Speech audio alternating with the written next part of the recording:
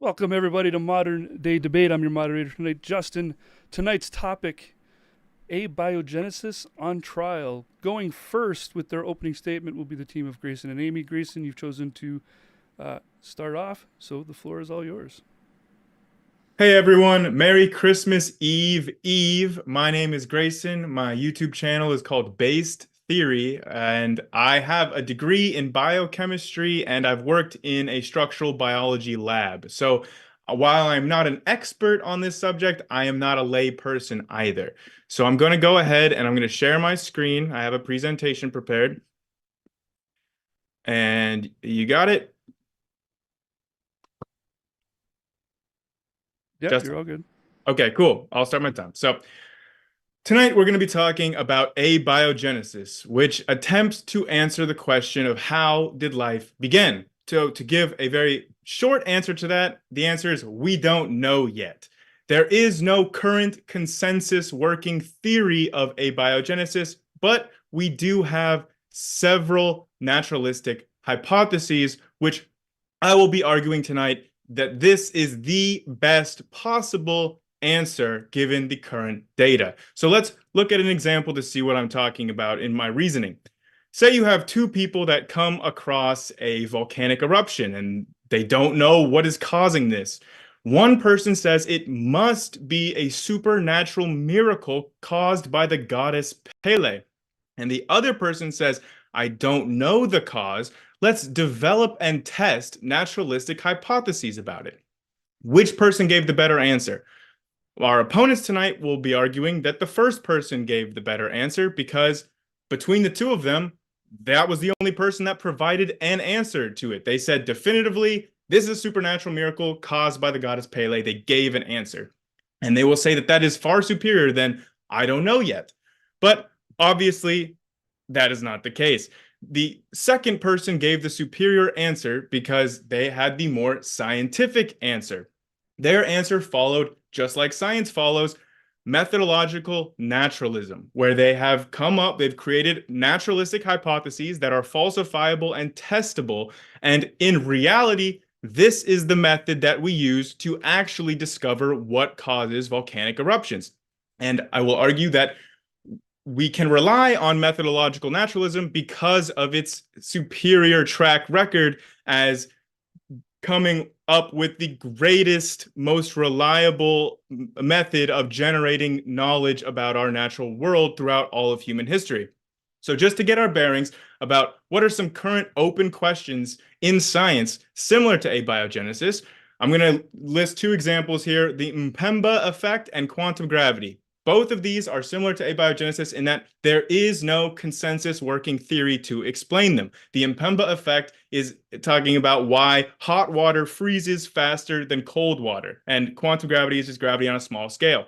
Would it be logical to conclude that because there's no working theory and there's only hypotheses for these two phenomenon, that it must be that there's a supernatural miracle that occurs in the freezing of water or in quantum gravity? No, of course not. We just have competing hypotheses that we must empirically test. So what are those hypotheses for abiogenesis? Well, here's a brief overview. I don't have enough time to go in detail on these, but RNA world was the most popular hypothesis. RNA peptide world is gaining a lot of momentum currently. There's metabolism first, iron sulfur world, there's protein first models, of which a subsection is my own personal favorite hypothesis for abiogenesis called the amyloid world hypothesis. There's a video about that on my channel with more details, but I don't have enough time to go into details here. All of these hypotheses follow this same general schema, however, going from messy chemistry to systems of autocatalytic chemical reactions. These are self-replicating chemical systems. And when you have a self-replicating chemical system that has heredity, variation, and differential fitness, you have all the ingredients for Darwinian evolution to take place, which complexity and life naturally arises from. So tonight, our opponents will be trying to make the case that abiogenesis is impossible. They will say that it's because of probability or complexity or homochirality. They'll have all these reasons. So let's go one by one and debunk these. For probability, Probability is a mechanism dependent branch of math. So all probability calculations necessarily must assume a mechanism. So this is why you can't just look at an end product and say, what's the probability that we get this product? Because you don't know the mechanism. There could be catalysts that you are not accounting for. So if you don't have a mechanism, like we do not have a mechanism for abiogenesis, then you actually cannot calculate the probability. It's nonsensical to do so because you can't account for things like catalysts that change the probability dependent on the mechanism. Look at complexity. So we have known since the 60s and 70s that complexity can arise from noise. We have understood self-organization in various fields from physics to chemistry, biology, cybernetics, computer science, thermodynamics, economics, linguistics, etc. We understand how self-organization works. We also have complexity theory that explains how complexity arises naturally from edge of chaos systems, non-equilibrium thermodynamics, and feedback loops. There's even groundbreaking work happening on complexity, like this paper I have here on screen from physicist Leonard Susskind at Stanford, showing that as a natural consequence of the second law of thermodynamics, computational complexity must necessarily always increase in the universe. If we talk about irreducible complexity, we have empirically verified that irreducibly complex systems can arise from evolution. This here is my favorite example just because it's relevant to this topic. This study took one self-replicating RNA and watched it evolve into an irreducibly complex network of 5 new lineages. And these 5 were codependent. If you remove one of the 5, the system no longer is able to replicate. So we watched irreducible complexity evolve naturally. So we know that irreducible complexity is not a criteria of design and can arise naturally. I also have all these about homochirality. We don't really have time to get to them, but here are the citations showing that there are enantioselective mechanisms that are natural that can explain how homochirality happens, from amyloid formation to chiral-induced spin selectivity and beyond. Here are my citations. Here are several citations for how the building blocks of life appear. I don't have time to cover all of them, but I want them on screen just so people can pause and look at the citations themselves for how things like RNA and polypeptides can arise. And then here's just summarizing empirical evidence for autocatalytic chemistry that has evolutionary properties, from everything from lipids to sugars to peptides, etc. I don't have enough time to get into any of the details. I'll pass on the rest of the time to Amy. Thank you. All right, thank you, Grayson. Amy, if you're ready, you may go ahead. Mm-hmm.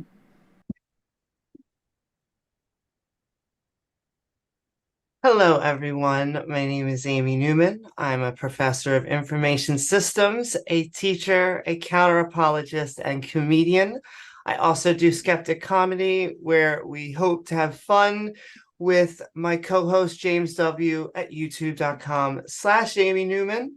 I want to thank Justin for modding, Grayson for being my partner, and Sal and Taylor for coming to talk. So, abiogenesis on trial, or rather, the origin of life.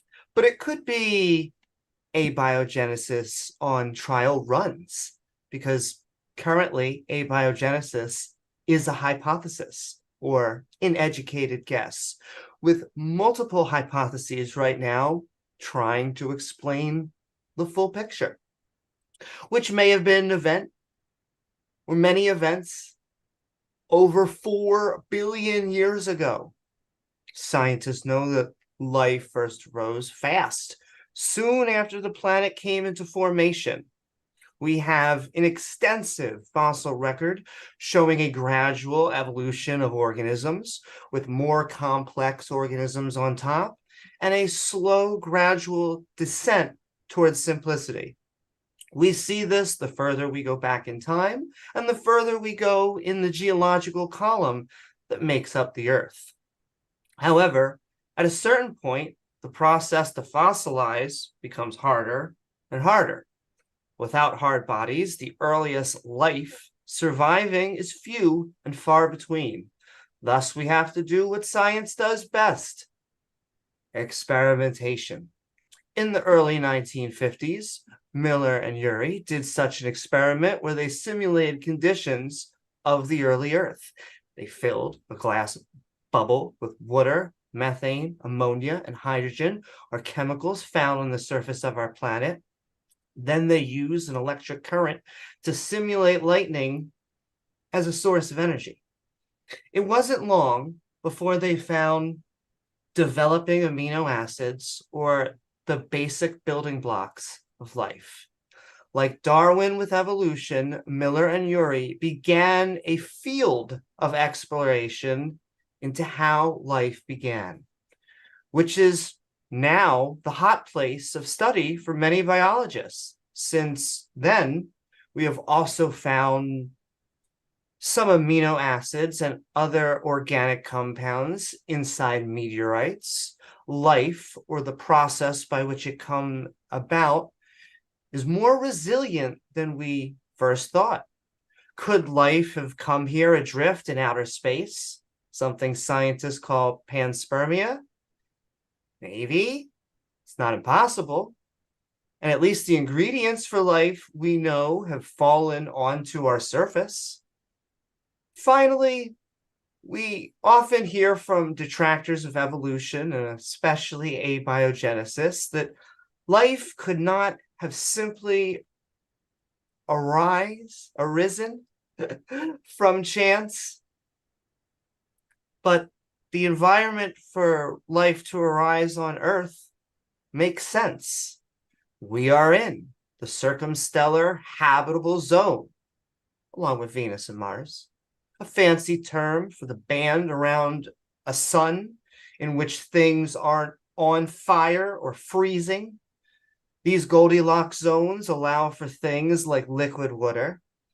Water is in itself a little weird, freezing from top to bottom, and works as a great solvent, allowing chemicals to mix.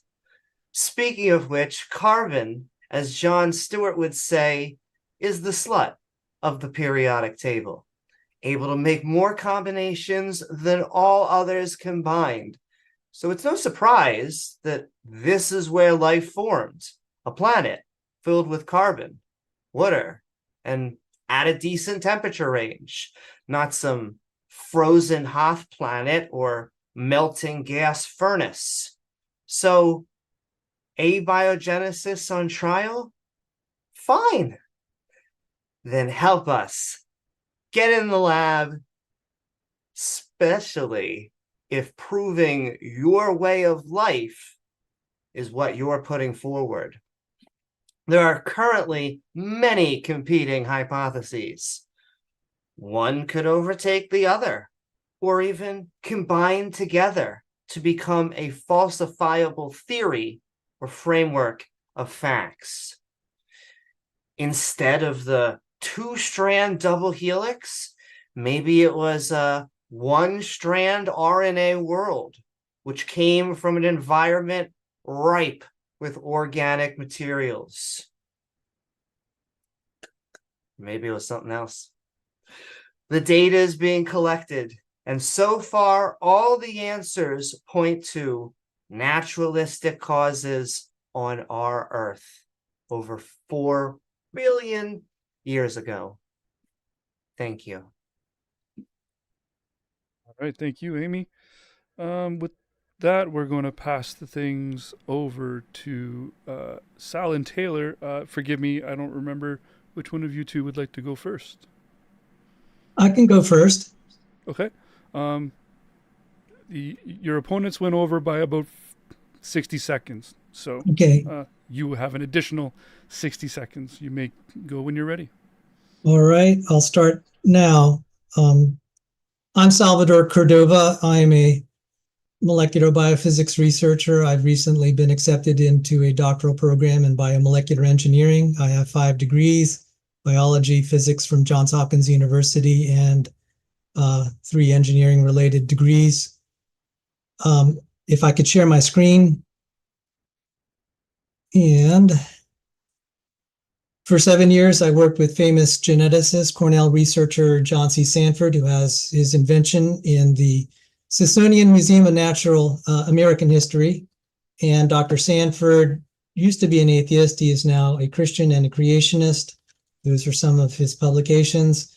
He and I published recently in Springer Nature. This is in university library shelves now. And recently I was published in Oxford University Press.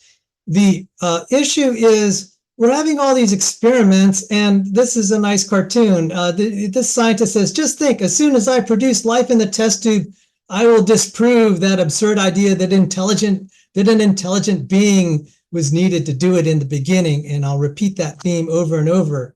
So this is from a Origin of Life research journal by Steve Benner. Steve Benner is an advocate of Origin of Life. He's not a creationist, but listen to what he says. And the picture from Raiders of the Lost Ark there kind of illustrates his point so beautifully. The asphalt paradox. An enormous amount of empirical data have established as a rule that organic systems given energy and left to themselves devolve to uselessly complex mixtures, asphalts. This is experiment, by the way. Theory that enumerates, and then theory that enumerates small molecule space, as well as structure theory and chemistry, can be construed to regard this devolution, this de-evolution, a necessary consequence of theory. Thus, even if we solve the asphalt paradox, the water paradox, the information need paradox, and the single biopolymer paradox, we still must mitigate or set aside chemical theory that makes destruction, not biology, the natural outcome of our already magical chemical system. And when I was going through school, they were advertising the Urey Miller experiment of 1952 and claiming this solved the origin of life. That was kind of the consensus. Even in the 1960s, they were optimistic. They were going to explain this without appeal to special creation. But then Francis Crick in the 70s. So he says, an honest man armed with all the knowledge available to us now could only state that in some sense, the origin of life appears at the moment to almost be a miracle. So many are the conditions which would have to be satisfied to get it going. Now, he didn't say it's a miracle. He said, look, it does look kind of complicated.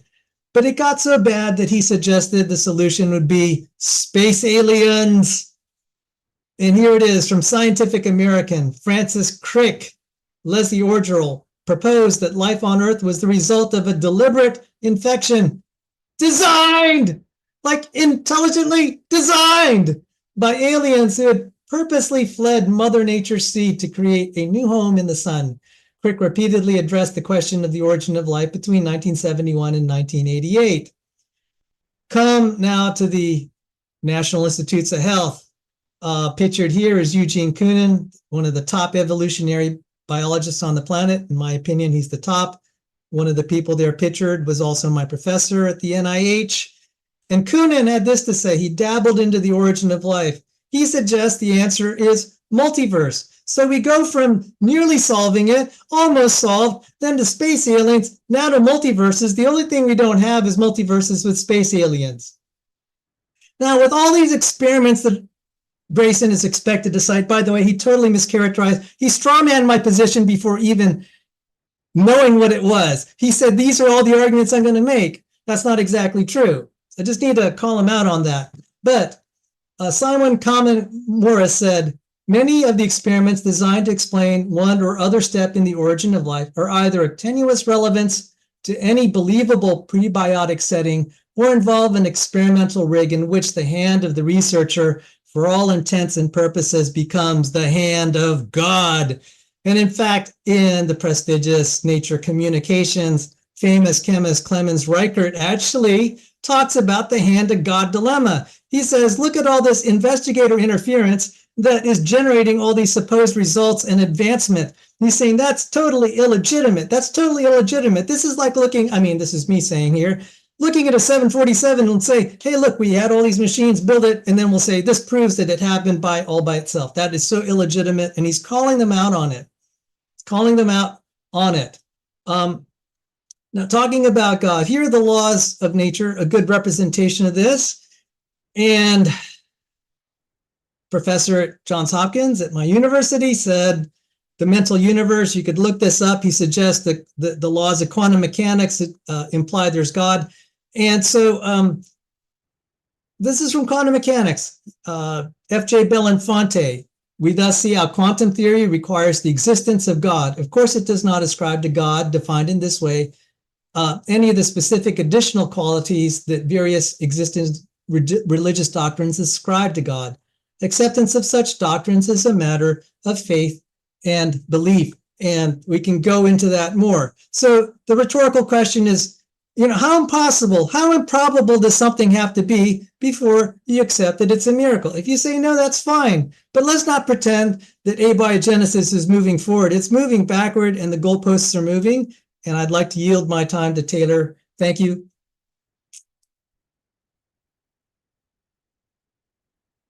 All right, Taylor, whenever you're ready, don't forget to unmute, and the floor is all yours. Okay, yeah. I'll be much shorter, but yeah, whenever there's no working theory to a theory, it could be time to reconsider it. And with abiogenesis, all the different hypotheses and theories of how it could work have been debunked and disproven. So I believe that it is definitely time to reconsider it, as normally theories should be testable, especially if you're giving a naturalistic explanation to something because it's observable. Then you need to be able to give an actual working naturalistic explanation and theory to it. You can't just propose a theory that's not observable or workable, and that there is detrimental downfalls in each aspect of it. So normally whenever we have theories, we test them, and whenever we find out that they aren't working, we reconsider them, but not with abiogenesis, because time and time again we have tested these theories and found detrimental problems to them, and we still continue to teach it. So I just believe that it is time to reconsider. Back in the 1920s was when Alexander Oparin and JBS Halide were proposing that chemicals could be responsible for the origin of life. And this is the 1920s. So out of all of these decades of research, we have actually went backwards in progress to what now, where we have no theory and we have more detrimental problems than we could even imagine. Everywhere you turn in the theory of abiogenesis, there's a detrimental problem. There's actually no component of it that is working. So I believe that it is time to move forward and reconsider other possible explanations. But yeah, thank you.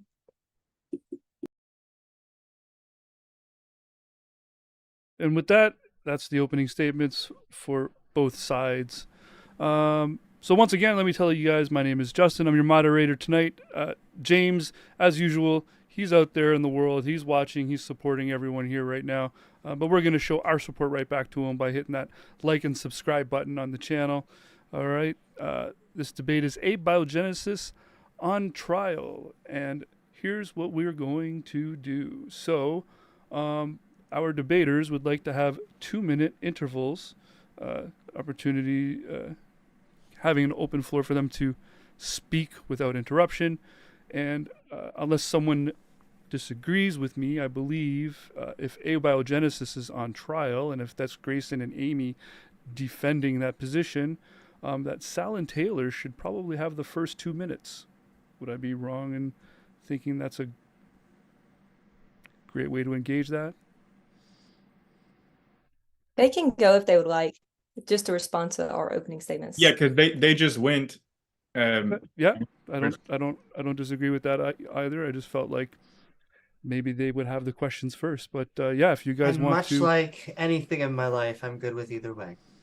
all right, then go ahead, Grayson Sure. or Amy. The first 2 minutes is yours. If I may respond to some of those openings, I didn't actually hear many reasons for us to think that abiogenesis is impossible.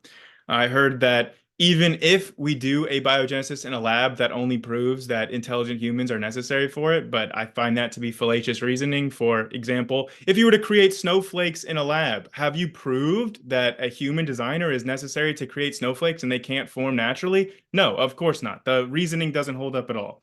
I heard abiogenesis was not moving forward.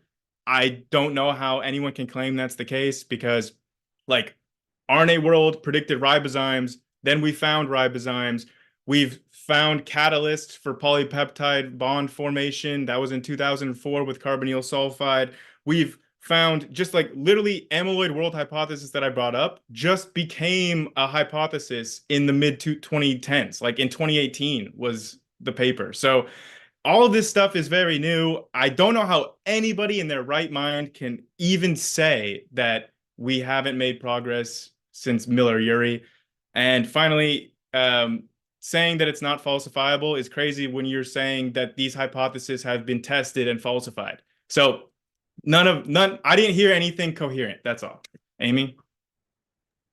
And just to add on, agreeing with Grayson, but also just my opening pot shot at John C. Sanford. He is well known for his gene gun, which is highly respected and usable. However, our genes de-evolving is not accepted in the scientific community, at least not yet.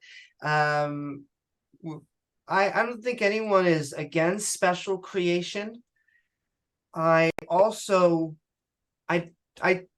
took it out of my opening because I thought it was snarky, but I would say we're the ones that are saying miracles don't happen. We believe in rare events. And when we start to understand that rare events happen.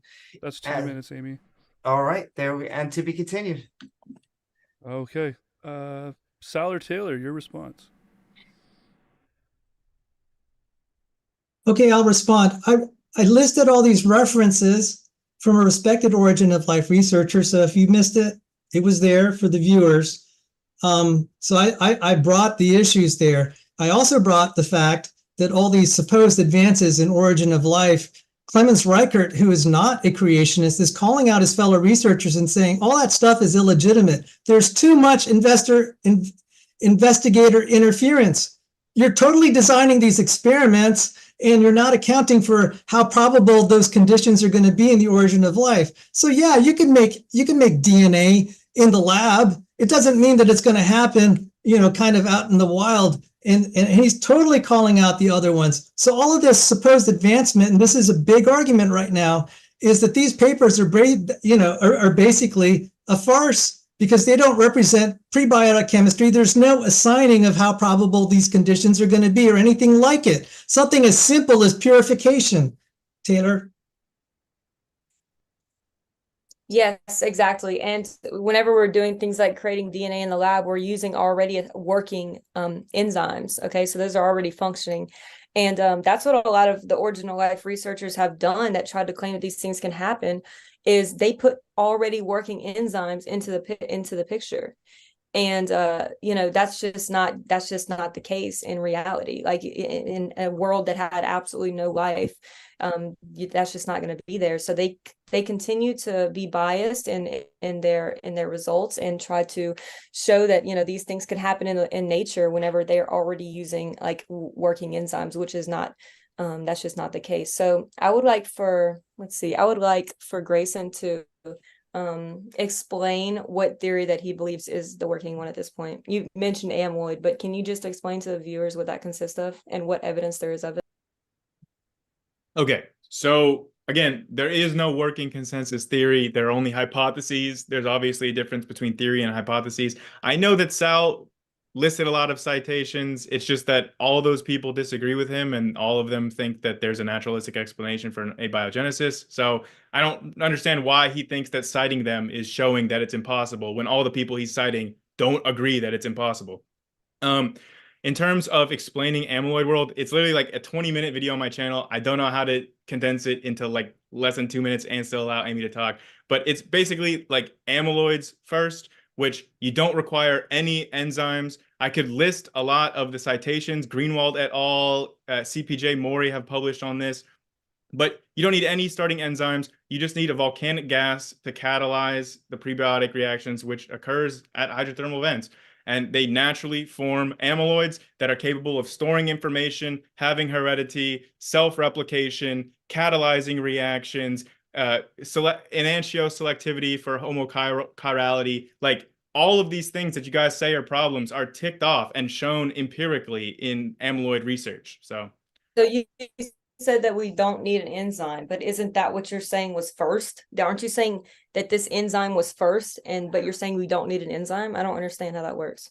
Amyloids do have enzymatic activity, but they are not dependent on a specific sequence.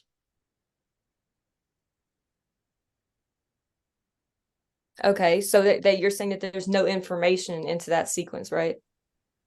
There is information. It's information from the environment that is then selected upon by amyloid self-replication. Okay, so an amyloid would have information stored in it in order to have the abilities that it has and the functions and the reproductive functions and every other function that it does. It would need to be self-replicating that is continuing that information on. So it does have information. Okay, so one real question would be like, where did this information come from? Like, this is a really big question for this topic. Like we have never seen information in this manner come about by natural causes. I would completely disagree with that. And as I already explained, the information is sourced from the environment. Originally, the amyloid sequence is essentially randomized based on its environment and what is available to it. And that information is then selected upon in subsequent generations for things like fitness effects, like stability, efficacy of self-replication. All these things are going to hone that information content from randomized sequences to more efficacious sequences over time as a result of the evolutionary process on these molecular replicators. Yeah. Well, I just want to make a comment. We have never seen information like that contains layered informational hierarchy and integrated circuits and large amounts of new inputted information observed in nature. Okay, without an intelligent designer. But the fact that we see these things present in our, for example, DNA code would show a positive case for intelligent design, because we have only seen these things come about with an intelligent designer. Now, if you have an example of, for example, integrated circuits being coded into nature without any intelligent designer input, I would like to hear those examples. Thank you. Sure. I want to let Sal and Amy in on this, but I just want to give you a brief example of exactly what you were looking for in SIV with their tetherin binding system. That is a 4-component, codependent, irreducibly complex system that was observed to evolve. So exactly what you were just looking for. It's 4 components necessary for its function. You need each one of them or else it doesn't work. And it was observed to evolve in SIV. So there you go. You said SIV. Can you just explain what that is so viewers can look it up? It's an immunovirus. It's for binding with human tetherin. So have we seen this immunovirus come about just by an input of raw nucleotides? That is not the point that I was trying to illustrate. You asked how the integrated circuit can come about. I explained that. Now you're moving the goalposts for something else that was not the point of the example. No, I mean with absolutely no intelligent designer. So a virus already contains genetic information. Okay, so I'm talking about information from raw, with no information. Okay, this was new information. Not just new information. I'm talking about from an unintelligent source, basically, just like these informational hierarchy and generated circuits being coded by nature, basically accidentally. Okay, so that's what I wanted an example of, but we can move on if we have to or whatever. Justin, can I get a minute? I'll give you 2, bud. Go for it. Okay. If I may share my screen just so you could see this quote here.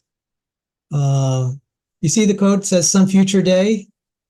Okay, this is Robert Shapiro, a chemist, and Grayson was saying, why am I citing all these people that don't, that believe in origin of life?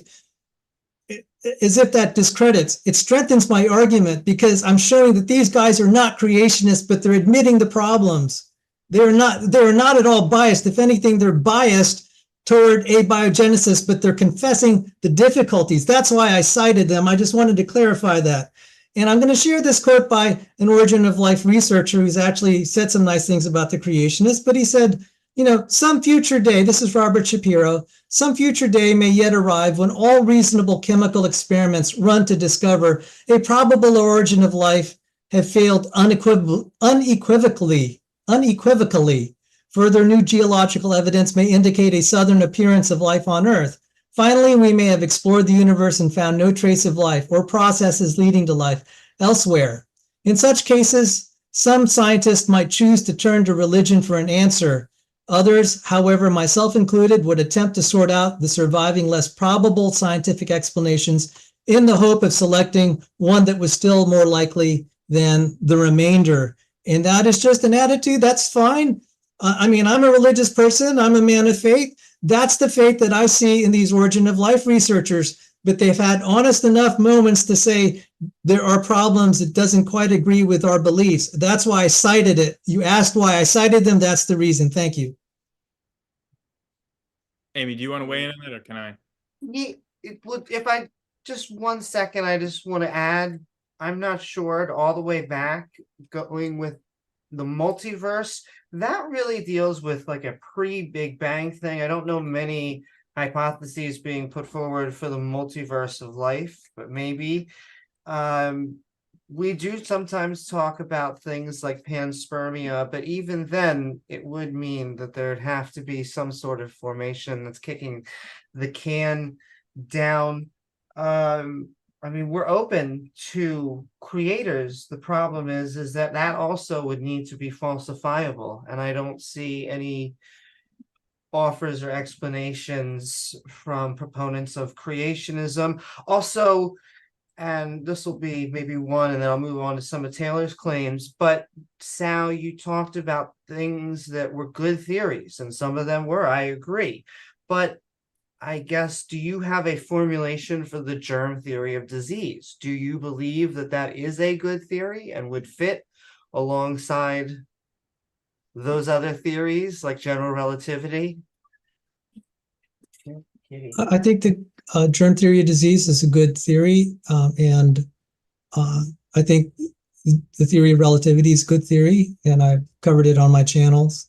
I don't think I think evolutionary theory is probably the worst theory out there, right beside abiogenesis theory. Well, abiogenesis theory is not a theory. It's not a thing. So there's hypotheses of abiogenesis. There is no the abiogenesis theory of theory. abiogenesis is definitely a thing. Well, it's accepted in science that it's the theory of abiogenesis. Have you never heard that before?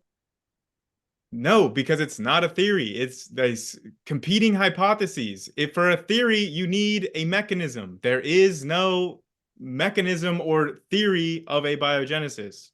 So no, it's not. There are just several competing hypotheses for it. And if we're going to be quoting people about all these problems in abiogenesis, I think every single person agrees that there are unsolved problems within abiogenesis. But the point, Sal, is that your side needs to demonstrate that abiogenesis is impossible. And every single one of those sources would not say that abiogenesis is impossible. And they would not say that any of their arguments is demonstrating that abiogenesis is impossible. So I just don't think that citing them helps you, because obviously no one's going to say that there's no problems in abiogenesis hypotheses. Because guess what? There is no consensus theory of it. Sal, And if you'd like to really, respond? one more point. Sorry to take up time, but No, we were you're talking good. about, Taylor made the point way earlier that if all these hypotheses and we don't have a consensus theory yet, then we might as well just throw it away and say that, you know, it's a miracle or whatever. But again, I brought up the Mpemba effect because that has over 2,000 years of being unsolved. And all it is why hot water freezes faster than cold water, and nobody knows. There's no theory. There's no physics. All we have are hypotheses. It's in the same boat. And you could just say the same argument. Why don't we just throw away all our physics because they can't explain why hot water freezes quickly? Like, this is the kind of logic here. It's just... Well, what you're saying that there's a hypothesis, but what is a hypothesis? There's actually no working one. There are hypotheses. RNA, I went over them in my presentation. RNA world, amyloid world, these are all competing hypotheses. And they make testable predictions that we can falsify with empirical tests. Would you Go like ahead to and get in on this, demonstrate which Sal? empirical test actually demonstrated that was a working theory. And did they use already living enzymes for? No.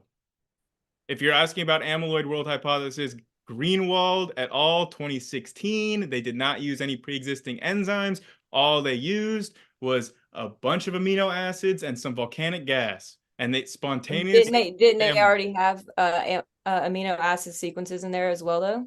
No, Okay, so you're positing that what happened from that experiment? You said that they put in what did they insert into the experiment? Just amino nucleotides? acids. Okay, and then what? We got a working what? You're saying that a working amyloid came out of that? 'Cause I would like to Amyloids do. formed, yes.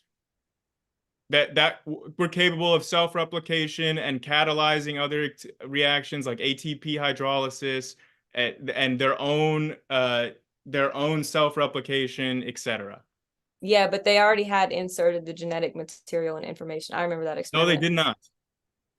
There was no nucleotides at all in the experiment. There was no genetics. There was no DNA or RNA in this experiment. Yeah, can you tell us Yeah. which non-existing experiment this is again? For the third time, Greenwald et al. From 2016 showed it. There's also Thank Route you. 2018, which did it in a like with using multiple different chiralities and handedness. And there's been lots of research into how amyloids can create homochiral products. Okay, this is a burgeoning field of amyloid research. All right, So I'd can like you to tell get. us how the Taylor, amyloid I would really like to hear from Sal as well. So, like the give and take you guys are having is fantastic, but I'm trying to keep to a 2 minute back and forth. But we've got Sal and Amy as well. Let's see if Sal can back you up or add to what you're trying to say. Okay, can I have at least a minute? You've got Thank two, you. bud. I cited the asphalt paradox, the opening stuff I showed with the little Raiders of the Lost Ark, and Grayson's totally ignoring it. I'll just read it again. Organic systems given energy and left to themselves devolve to uselessly complex mixtures. Theory enumerates small molecule space as well as structure theory and chemistry can be construed to regard this devolution as a necessary consequence of theory. So all these exceptional experiments are not representative. You're having to then, when you have to struggle so hard to get one experiment to get just a little result that's probably not going to go anywhere in the real world, that I consider that pretty much illegitimate, because then you're going to need so many other conditions to make this work. And one thing about especially like polymers, polypeptides especially, there's a paper that says live long, don't prosper, live long, don't prosper. These things will degrade naturally very quickly over geological time. And then also the other thing is, if you don't have a recipe for sequencing it, if you don't have something like DNA to be able to copy, read, and duplicate, you may get these sets of polypeptides, but that's it. You're not going to reconstruct it in any way that resembles the life that we have today. So you might as well just have all these little replicators that just go nowhere. And we Saul Spiegelman showed where this goes. It goes to simplification, just like Benner said. Thank you. If I can really quickly, and then Amy, I'd like you to go after okay, so Benner in his own conclusions shows we expect most of these paradoxes to be resolved, and that because the theories that generate them are incorrect, incomplete, or inapplicable to molecular systems. So again, he doesn't have your conclusion that abiogenesis is impossible because of them. He's just saying whatever mechanism of abiogenesis must account for these things. And amyloid world does account for several of those paradoxes that you brought up. Like the things that you've listed are literally accounted for in the amyloid world hypothesis. Like you don't need genetic sequence because amyloids can store information in their sequences that then can be inherited by the daughter amyloids. So like, yeah, a lot of what you brought up is already addressed in the more recent theories.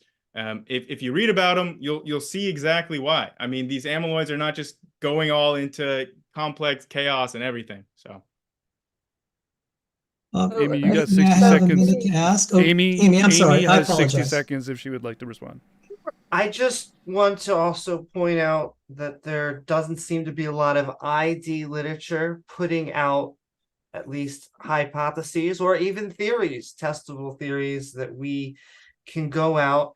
I don't see a lot of detrimental problems other than we have to find a few different mechanisms, and it may be that there isn't just one solution, but that there are multiple hypotheses that will end up combining or one taking over the other as we get better information.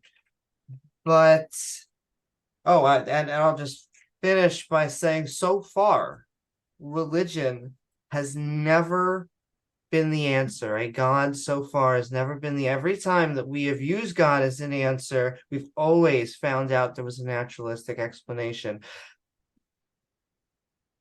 All right. Sal Taylor, a response? Yeah, I was just gonna ask a question about the amyloid world hypothesis. Oh, go ahead, So Taylor. assuming, oh, I'm sorry. He said, okay, you go right ahead. No, I'd I'm like sorry. Taylor to go ahead and ask. I yield my time.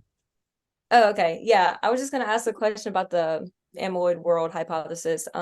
So if there was an amyloid to have an arisen, we know that it would need to be replicated, but in order to get that information, it would have to be in an unfolded form to be able to give out its information. So it would basically have to defold itself and replicate itself. So can you please explain how that possibility or how that would have been possible? Yeah, because that's not how amyloid replication works empirically. You don't need to unfold the amyloid. The amyloid acts as a template by which the other amyloids are added in a way that replicates the sequence of the original template without You're saying other amyloids. We're talking about the first one. Yeah, so am I here. So how would it the first one acts as a template. So now you're saying there would have had to been two amyloids coinciding. No, I'm not. I'm not saying that at all. I'm trying to be clear here, Taylor. The first amyloid has an essentially randomized sequence determined by the environment. You do not need any specific sequence to form an amyloid. Almost all sequences of amino acids will naturally form amyloids. And again, with what Sal was saying about stability, amyloids are the most stable form of these protein structures. They're incredibly long-lasting, and they have differential fitness effects of their stability based on their composition. So you already have fitness effects going on. And again, the way that these amyloids replicate is that more amino acids are continuously being added onto the ever elongating amyloid fibril in a way that is copying the parent sequence. So that first amyloid sequence is going to be replicated to the daughter amyloids, which again, this is a self-replicating molecular system. So as I mentioned, are you saying that there had to be two different proteins there? So you're saying that the one amyloid that came about, however that happened, in the correct chirality, et cetera, and supposing all the nucleotides are present and it's in a stable environment to be able to sustain itself. This one, no, it's not. I believe you. It probably was not in a stable environment to sustain itself. But literally none of that is what I'm saying. Okay. No. Listen. Okay. So you're saying that the amyloid had to basically replicate itself to begin with. Is that what you're saying? With just infinite free nucleotides there to use, just all happy and stable like that doesn't exist, but it's okay. We'll give you the benefit of the doubt. No, actually, you don't need all of that, okay? So amyloids form naturally, spontaneously. We've seen this in a lab. That's what Greenwald et al. Showed in 2016. Yeah, but don't act like they didn't give it just a plentiful amino acids. I'm about to address that, Taylor. I was about to address that. The concentrations that they used were similar to the concentrations of amino acids found naturally occurring on meteorites. So we have natural analogs of similar concentrations, okay? And then amyloids can also form with racemic mixtures of both handedness. However, they do not form as well, and the stability is then like you basically have an evolutionary pressure towards more homochiral compounds. And we've also seen homochiral amyloid beta sheet moieties form from racemic mixtures. So we have all that information empirically demonstrated. So you're saying that the information for these amyloids were just there, and how did that get inserted? Because have we seen at all this insertion of new information without any intelligent designer? So, this is the fourth time I have answered this. I'm trying to be very clear here. That first amyloid had an essentially randomized sequence dependent on the environment and what was surrounding it, okay? So that's where the first information comes from. The information then is refined through selection because the amyloid is self-replicating, has heritability and differential fitness effects and variation in the population. So that creates selection that then creates that more specified information that we see happen all the time in evolutionary systems. Taylor, may I weigh in? And I'd like to defer to Amy because I don't want to hog someone else's time here. So I like your style, Sal. Go ahead, take 2 minutes, and then we'll let Amy chime in. This is incredible. You're talking about amyloids. There are way more proteins in a cellular system. Just to say you can get some replication, and then somehow this is going to extrapolate to building, like say, helicases and polymerases, topoisomerases, translocation processes, all these things that are necessary for cellular life. We're talking about cellular life, not just this glob of amyloids. That's just absurd. And to talk about selection, a lot of people are realizing that fails. This whole Darwinian selection thing is all backward. It's dumb. I'll try not to use offensive words here. Forgive me. But for example, Lenski's experiment, fitness gains, genomes decay despite sustained fitness gains. All experiments, most of them, the majority is when there's competitive competition for reproductive efficiency, it's loss of genes.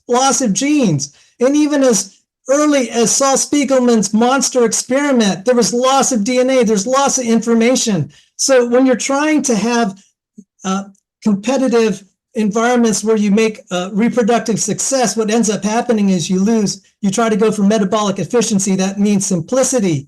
There's a tendency towards simplicity, not building it. So trying to invoke selection is not going to help. It's actually going to make the argument worse. That's proven in numerous experiments, observations, and theories. You could shake your head all you want, but I'll show you all these references because it's coming out in the last 10 years. It's just a delusion. Thank you. Amy, do you want to reply to that? I just want to throw some more things on the table. It is true that the lab is not nature, but when we are in the lab, we are trying to oftentimes replicate nature. When we are building our experiments, we are trying to build what we think is the proto or early Earth. We were talking about Homo, I can't even say Chiral. Homo chiral, and that it's true when we make things in a lab, when we make sugar in a lab, it is both right and left, and it's 50-50. And then when you look in nature, it is not like that, and we have to find ways around that. However, I would say that is what the scientists right now are doing, and I want to then just put it back reverse, because to me it sounds like abiogenesis versus genesis. And so is there any sort of new experimentation that would show us that the origin of life actually leads to a designer? I could respond. I concede the rest of my time. Yep. Go ahead, Sal. I'll try to be brief. Amy brings up good points. I totally get it that as scientists, we all tend to believe things we can understand. And even as a Christian and as a creationist, it's kind of hard to say, okay, I'm going to have to accept maybe a mechanism I'll never comprehend, test, or verify. But how different is this from where abiogenesis is now and where it's been going? I mean, when Eugene Koonin starts invoking multiple universes that are not testable, verifiable, or observable, where are we? And so what I hear here is all these appeals to hypothetical entities that we can't ultimately prove. So I think both sides have a matter of faith here, and it could be that the answers may be well out of science. I'll get some flack from my colleagues because I actually say ID is not science. I say it may be true in the ultimate sense, but I'm not going to argue with science. I think that's hard to defend. But I will argue that I think it's true and the evidence argues for it, but I'm not going to frame it in something that's experimentally verifiable. So, I mean, I think Amy has a very legitimate concern, but that's why I don't frame it in terms of science. So just wanted to say thanks, Amy.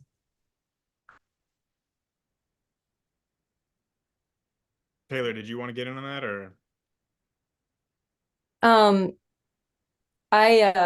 Yeah, I mean, I could just pass it for now. I was actually looking at this paper that you were recommended I look at, the green. I believe Sal put something on the table before we Yeah, let I can Amy respond to it. that Grayson's I can chewing absolutely. on still.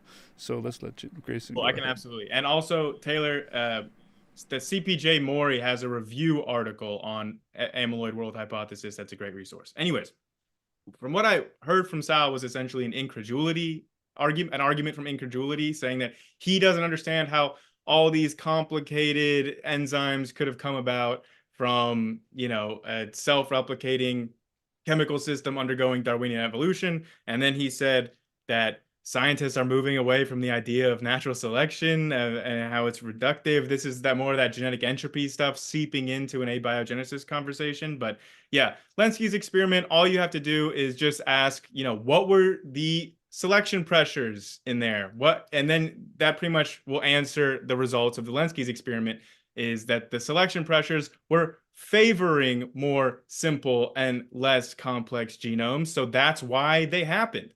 And then, yeah, that we have plenty of evidence that selection does, in fact, create more complexity rather than more simplicity. And the paper that I showed in my opening, where you start out with one self-replicating RNA, and then by the end of their experiment, over 120 or 200 generations later, it was a long-term experiment, thousands of hours, they had 5 new lineages of RNA replicators that were in a replicating network that was irreducibly complex and codependent. So that is a more complicated, less simple outcome there.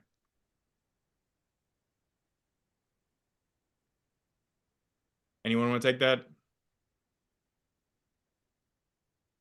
Yeah, so I'm looking here. It just seems like they put amino acids into a mixture and just got a bunch of hydrophobic protein residues. It doesn't seem like they had any sort of self-replicating amyloid as you're describing, but polymerization, it does not equal replication, if that's what you're thinking. So just because something can polymerize into like just a big glob of amino acids, it doesn't mean that it's a self-replicating like amyloid. There's a difference there, but that's kind of what I thought to begin with.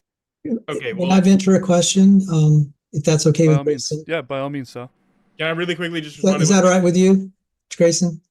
Can I just really quickly respond to what Taylor said before you? Yeah, I didn't want to step on your time, sir. Go ahead. I appreciate that, Sal. I was just going to say that, again, the CPJ Mori paper, these are self-replicating amyloids. They are template dependent. I mean, it's hard to fully research a topic and read papers on the fly live in a debate, but I would just No, I encourage got you it. I already did it. And I'm familiar with this. I was just double checking because I didn't think so, but now I know that they did not get any sort of self-replicating amyloid. That's what I figured already, but you were so confident in saying that I had to because look it is absolutely self-replicating. You get the same sequence amyloids as the parent sequence starting it, like it is Okay, so you're talking about another paper where they, like you just mentioned, the template already provided. So with a template already provided, you have the ability to have this self-replication, but you already have active enzymes, okay, in a template. But in this case, from just pure nucleotides, they basically can get, polymerization in these extreme conditions, but that's what you would expect anyway. If you lump together, amino acids and then put it in the right environment, then them polymerizing together is not that unheard of. I mean, that's not that amazing, like, to be frankly honest. You're just misrepresenting these studies, Taylor. I'm sorry, but they are self-replicating systems. The researchers agree with this. That's why self-replicating is literally in the title of a lot of these papers. These are self-replicating, and they are acknowledged as such by the field. So, Sal, are you talking about that? Is this one called spontaneous formation of amyloid aggregates in prebiotic amino acid condensation reactions? Is that the paper you're referring to by Jason Greenwald in 2016? Yes, but there's also a 2018 paper, like prebiotic template-directed peptide synthesis based on amyloids. Again, this is Like showing. like I said, that one's template directed. That's basically where they already insert like these templates necessary. They're not getting it just from pure amino acids. So that would be impressive to me, even though that's just scratching the surface of like people don't understand like how complex a cell is. So like these are just tiny little nuances of a whole system with thousands of machines in it that we can't even comprehend.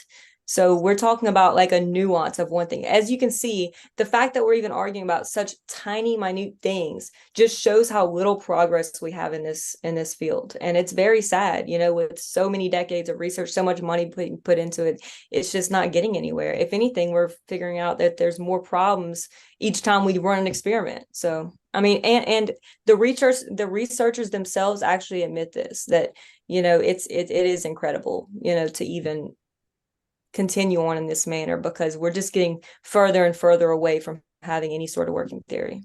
They absolutely do not say any of that, Taylor. I would completely disagree. Yes, they do. They literally admit it themselves. It was Sal mentioned earlier. I've read papers where they've done it as well. So you can't say that doesn't happen. They don't say that they're getting farther and farther away. Okay, you can say yes, it's like cells are incredibly complex, and we don't know what the full mechanism is. But again, we're learning more things as we go along. None of the researchers but are. It's just these paradoxes that cannot be answered. Like there's so many of them. Like for example, the water paradox, just to throw one off the top of my head out of the many that there exist. Like, can you explain the water paradox for the viewers? Sure, yeah, that's where you need. I'd like to weigh in. Okay, go ahead, Sal. Yeah, let's let Sal in here. Thank you. I'm sorry to interrupt, Taylor. Perfect. So in biochemistry, like 201 or 301, like the first several classes, we talk about Ramachandran plots, the importance of the chirality. Now, if you have a racemic mixture, how are you going to form? You have left and right-handed amino acids. How are you going to form stable alpha helices? I mean, you might replicate, but you're going to replicate junk. So I don't know where this is coming from. I'm just throwing it out there for the other people. But I'd like to move on from what I think is just basically going to be dead-end research. That's a testable prediction, by the way. Someone's going to find out that this is a dead end, and they're going to propose their own crank theory too. That's the way it's been going for the last several decades, and it keeps getting just bad. It's kind of entertaining to watch. I mean, I commend their valor and their determination, but they're fighting against basic laws of physics and chemistry. So if I may, if I could share something, well, I'll do that in my next segment. But the thing is, it's just like with, why don't I just say that for the next segment? But I have a serious problem if you're starting with a racemic mixture that it's going to spontaneously start building polypeptides that have stable alpha helices. That's nonsense. All right, Grayson, I'm going to give you 2 minutes to respond, and then I want to give it back to Sal. Cool, yeah, I'll share my screen here. I didn't get to cover this very much in my opening, but here are a few papers. There's tons. I had to cut it down because there's too many papers to include on this screen. It's already text heavy. But here are just 3 papers showing that amyloids do create homochiral outcomes.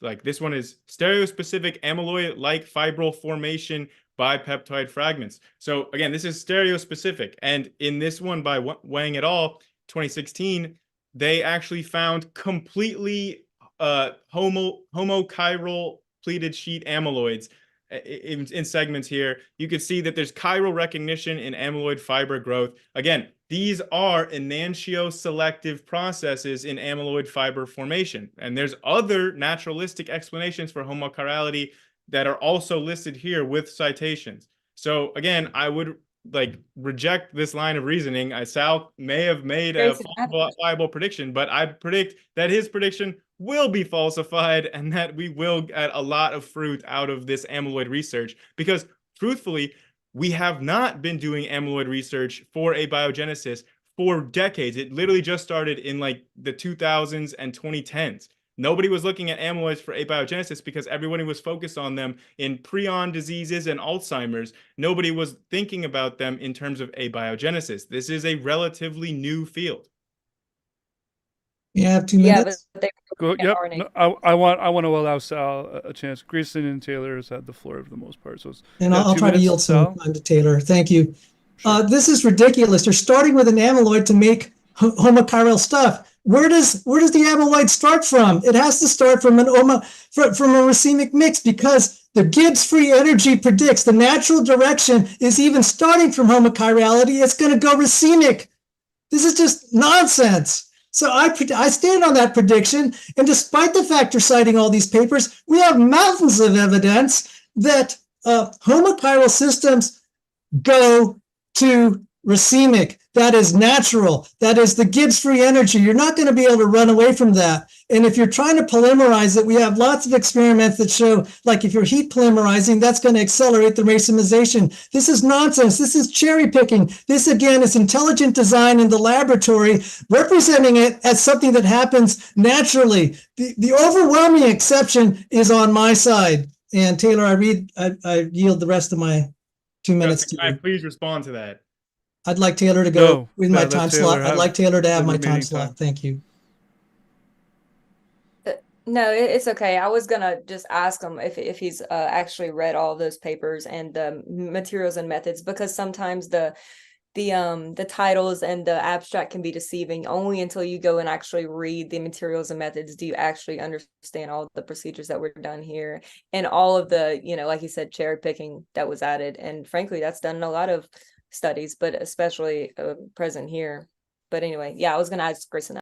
And I have something to add, but I'm seceding my time right now because I know Grayson's got something to say. Thank you for being so magnanimous, Amy. I really want you to get more in on this after. I just had to get this out because those studies I cited started with racemic mixtures, exactly like Sal said. So he was correct that they started with racemic mixtures. They did not start with homochiral products.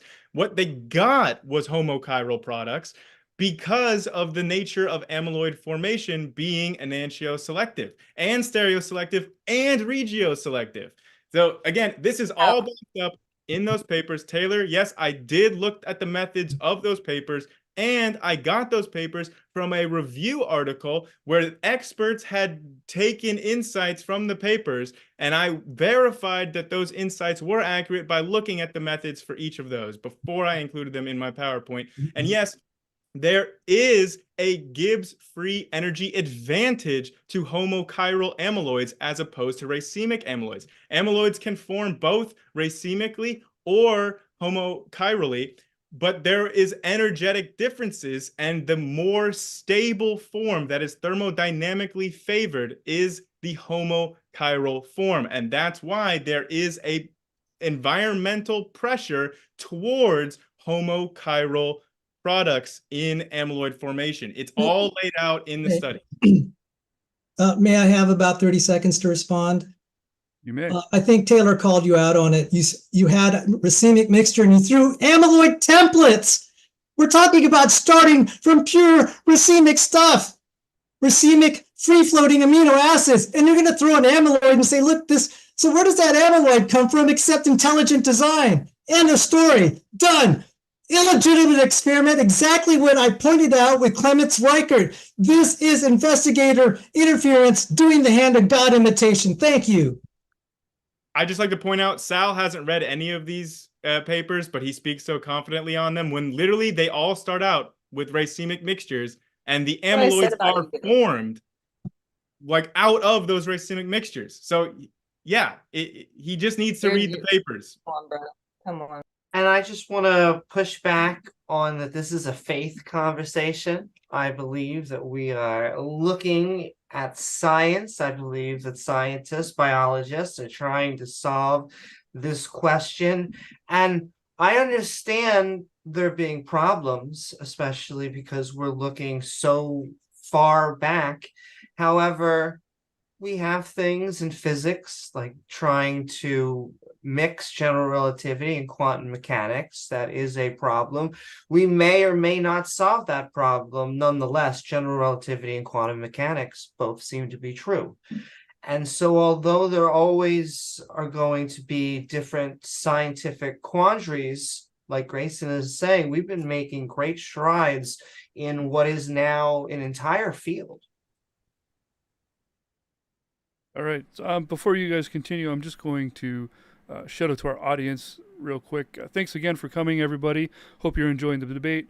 We're just about out of our main time, going to enter the Q&A section. So if you've got any super chats you would like to ask our debaters, now is your time to go ahead and put those in, and we'll get into that section. I'm going to give you guys about another 10 minutes or so with this pattern of discussion. Yeah, so carry on.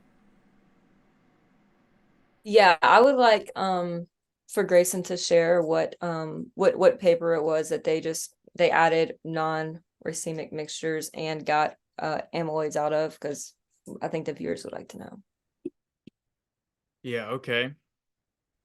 The let's see. Mirror images of antimicrobial peptides provide reflections on their functions and amyloidogenic properties. 2016 by Wang et al.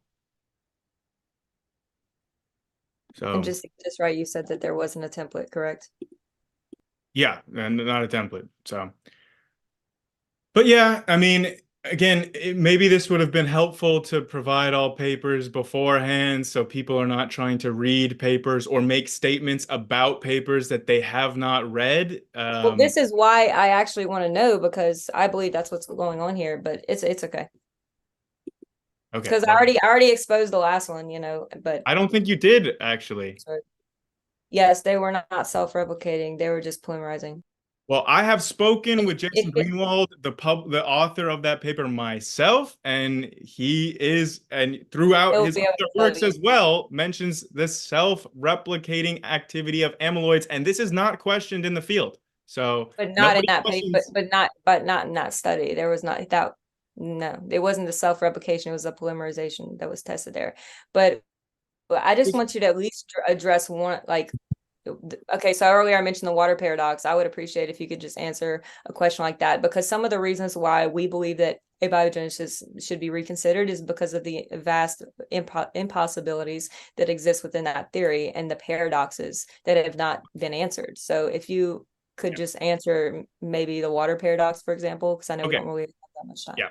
So the water paradox is basically that you need water and you can't have water in forming a lot of these molecules. Like, water is going to actively hurt their stability and break them down and hydrolysize, but they also need to be in an aqueous environment. So the amyloid world hypothesis addresses this because, one, it doesn't hydrolyze in water, so the amyloids are not broken down readily by water. They're extremely stable.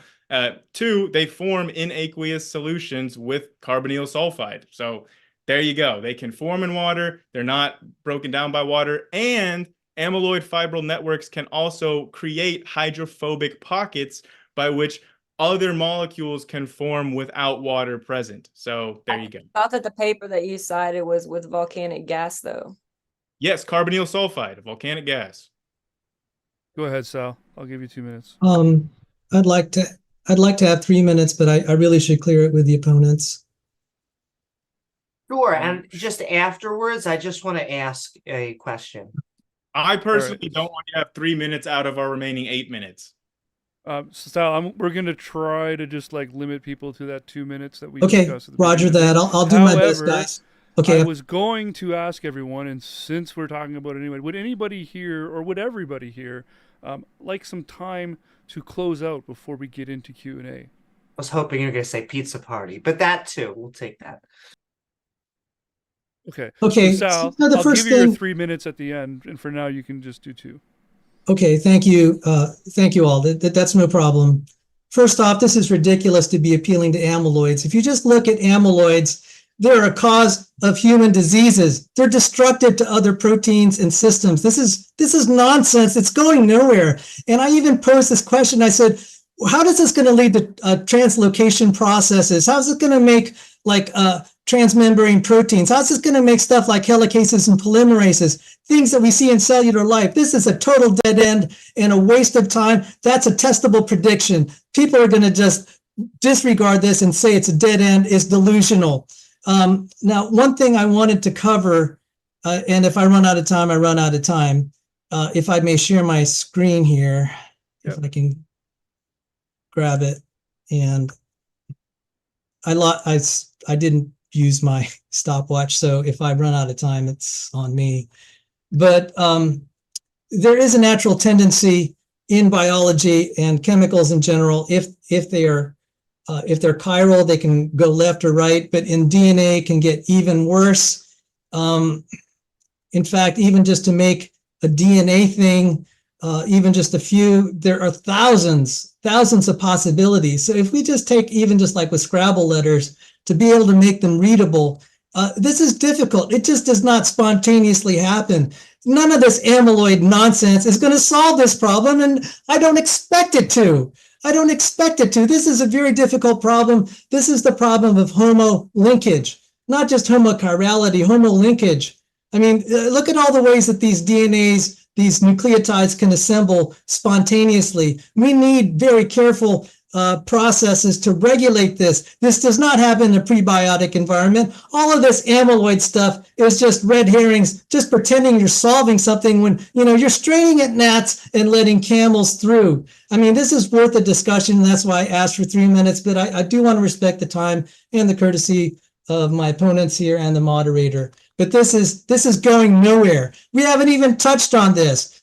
So, guys, whatever Grayson put forward, even if we grant it, it's a mess. You're not going to solve it. It's a dead end. Stop pretending it's going to go anywhere. Thank you. That's your time, Sal. Thank you. Amy, do you have a response to that? Yes, and that just perfectly sets up Ball for if it's not going anywhere and we just have our hypotheses and we want abiogenesis to be reconsidered. My question to you is, what are we putting in its place? Where does the origin of life come from? Well, in a scientific sense, there are theories that there are things that have not been explained. So just to even reconsider intelligent design or anything else, or for the most part, just to reconsider the theory of abiogenesis to begin with. Some things don't have a working explanation for them. There's many things like that in science where they're just unexplained phenomena. Kind of like you mentioned earlier with the why does hot water freeze quicker?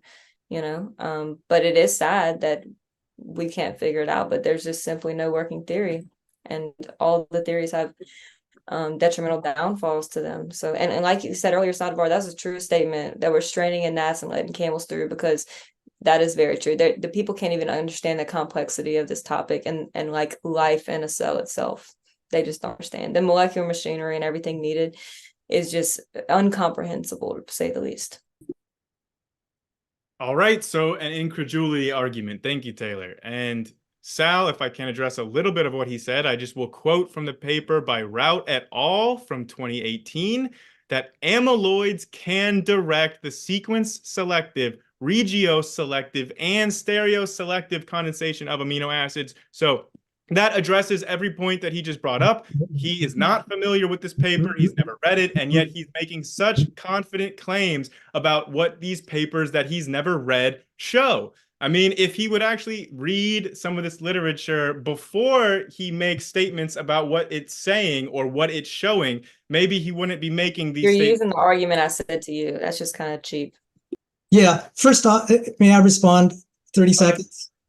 Look, you started with an amyloid. That's the problem. You need to make an amyloid first. You have to start with an amyloid. That's ridiculous. You're saying it just pops out of nowhere and then you throw it in and you say that it can do this. This is again investigator interference, and this is not argument from incredulity. It is an argument by contradiction. Know the difference before you accuse us of argument from incredulity. I'm showing scientific evidence why it doesn't work. That's science. That's not incredulity. Thank you. All right. And I debunked your arguments with actual empirical studies. And again, that 2016 Greenwald paper that showed that amyloids form spontaneously from amino acids in the presence of volcanic gases. That paper had amyloid formation on it as these amyloids are growing. That is the polymerization. Yes. The polymerization of amyloids, how that works. The polymerization of amino acids. Taylor, please don't talk over top of me here. How I'm going to talk over top of everybody right now. So we're pretty much near the end of our time here. I want to allow the Sal Taylor side to have the final word of the main debate, but then I'm going to give everybody an individual 3 minutes to close out. Okay? So Sal and Taylor, if you want to have the final word of our open discussion.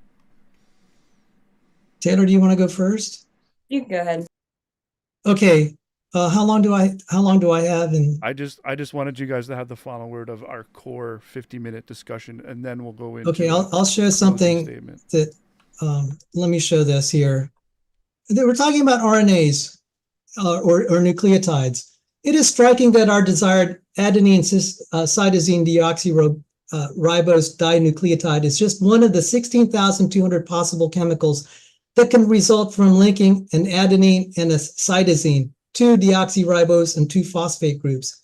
There are therefore 16,199 possible configurations and only one correct configuration of a single-stranded DNA molecule that has only an AC dinucleotide. Many of these isomers with the wrong configurations are energy equivalent to or even more stable than the correct one. We have billions of these pairs of these connections throughout our genome, billions. And you can see how improbable it is even to get just 2 of them in a readable configuration. None of this amyloid nonsense. And Grayson didn't point out, oh, you take these random amyloids and then you're equivocating as if, the other experiment that actually used designed ones or taken ones and throwing them in. That's illegitimate. That's so much of this stuff is equivocation, and it doesn't solve the problems that I'm just showing here. This is going nowhere. You're straining at gnats, letting huge camels through. Now, I'd like to address Amy's question. So where do we go? At some point, there may be things we don't know. We may have to accept there are things we cannot verify or ever know. There are things about history like the wars of Alexander. We will never know the details.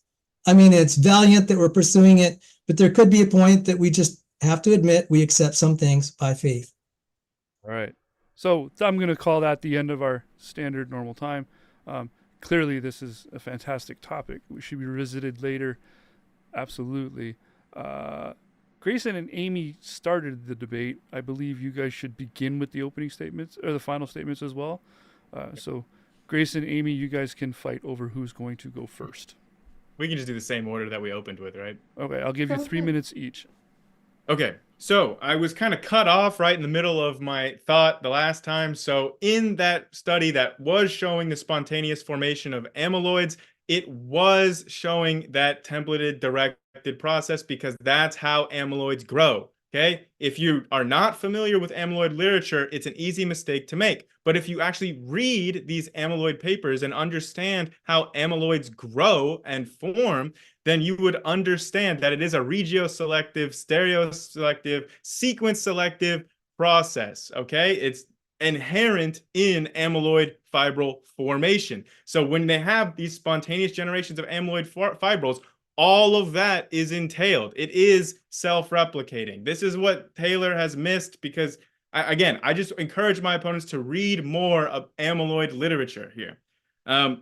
Sal brought up RNA conformations. Again, this is assuming that the RNA just came together from all of its constituent parts spontaneously out of nowhere, and there was no kind of catalyst or anything that could direct this process, which is fallacious reasoning because, again, in order for you to say, oh, there's all these possible conformations, okay, you're ignoring the fact that those conformations have different functional outcomes, different structural interactions with their environment. There are selective pressures on those different conformations. They can be formed catalytically that have certain regioselective preferences, including amyloids here, okay? Like amyloids do have enzymatic activity and can catalyze reactions, including their own formation, okay? This is not disputed in the literature. I know my opponents are disputing this because they maybe haven't read the literature, but the fact that amyloids are self-replicating is not disputed by anyone in the literature.